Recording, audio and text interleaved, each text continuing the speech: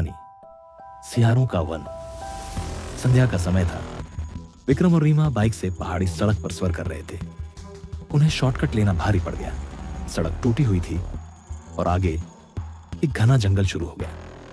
गांव वालों ने कहा था, रात होने से पहले सियारों का वन पार मत करना, वहां अजीब आवाजें आती हैं, लोग गायब हो जाते हैं। लेकिन रोमांचक स्वभाव वाले विक्रम ने हंसकर कहा, अरे ये सब पुराने किस्से हैं।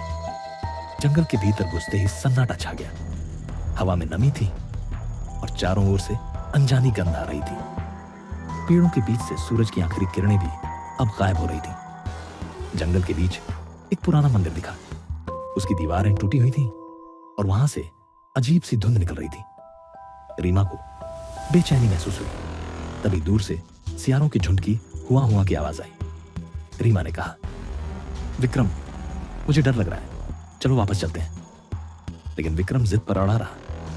बस 5 मिनट, मैं ये मंदिर देखना चाहता हूं। मंदिर के दरवाजे पर राख से बनी आकृतियां बनी हुई थी, जैसे किसी ने हाथों के निशान छोड़े हों। अंदर बिल्कुल अंधेरा था। जैसे ही दोनों ने मंदिर का दरवाजा पार किया, एक ठंडी हवा का झोंका आया। अंदर एक टूटा हुआ घंटा पड़ा था जो अपने आप बज उठा। रीमा चीख उठी, ये किसने बजाया? विक्रम बोला, हवा होगी। लेकिन तभी उन्हें लगा जैसे कोई उनके पीछे चल रहा हो। उन्होंने मुड़कर देखा, कोई नहीं। अचानक बाइक अपने आप गिर गई, जैसे किसी ने धक्का दिया हो।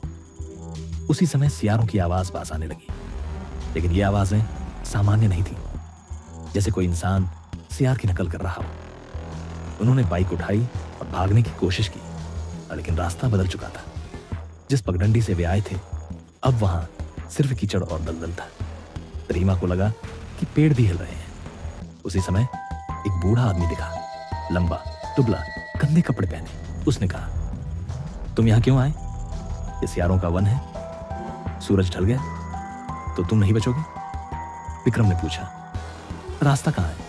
बूढ़ा बोला, रास्ता वही देखता है जो इस जंगल की आत्माओं को शांति देता है, वरना सियार तुम्हें ले जाएंगे। बूढ़े ने बताया, सालों पहले इस जंगल में एक साधु का आश्रम था। लोग उसे ठग समझते थे और उसके शिष्य को मार डाला। साधु ने मरते समय श्राप दिया कि यहां की आत्माएं सियार बनकर भटकेंगी। जब तक कोई सच्चे मन से दीप जलाकर क्षमा नहीं मांगेगा, श्राप खत्म नहीं होगा। रीमा ने कहा, तो हमें क्या करना होगा? बूढ़ा बोला, मंदिर में दीप जलाओ और प्रार्थना करो, तभी रास्ता खुलेगा। दोनों मंदिर की ओर लौटे, लेकिन अब जंगल में अंधेरा पूरी तरह छा चुका था। चारों ओर से आंखें चमक रही थी। सियारों के झुंड ने उन्हें घेर लिया, लेकिन ये साधारण सियार नहीं थे। उनके मुंह से इंसानी आवाजें आ रही थी। भागो, जितना भाग सकते हो। रीमा के हाथ कांप रहे थे।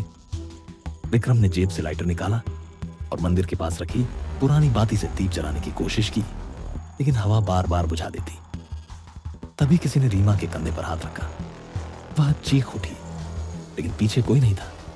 आखिरकार विक्रम ने दोनों हाथों से दीप को ढक कर जलाया। जैसे ही दीप जला, जंगल की आवाजें बदल गईं। एक सफेद आकृति प्रकट हुई, वही साधु।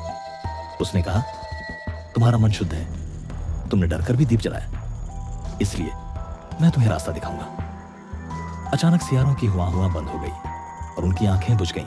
मंदिर से एक चमकीली रोशनी निकली, जिसने जंगल का अंधेरा मिटा दिया। विक्रम और रीमा को सामने साफ रास्ता दिखने लगा। दोनों जंगल से निकलकर मुख्य सड़क तक पहुंचे। पीछे मुड़कर देखा तो मंदिर और बूढ़ा आदमी दोनों गायब थे। रीमा ने कहा, क्या यह सपना था? विक्रम बोला, नहीं, जंगल ने हमें जिंदा छोड़ा क्योंकि हमने आत्माओं को चैन दिया। कहानी का संदेश, अंधविश्वास और सच के बीच अक्सर बारीक रेखा होती है। कभी कभी आत्माएं डराने नहीं, बल्कि अपने दर्द की सुनवाई चाहती हैं।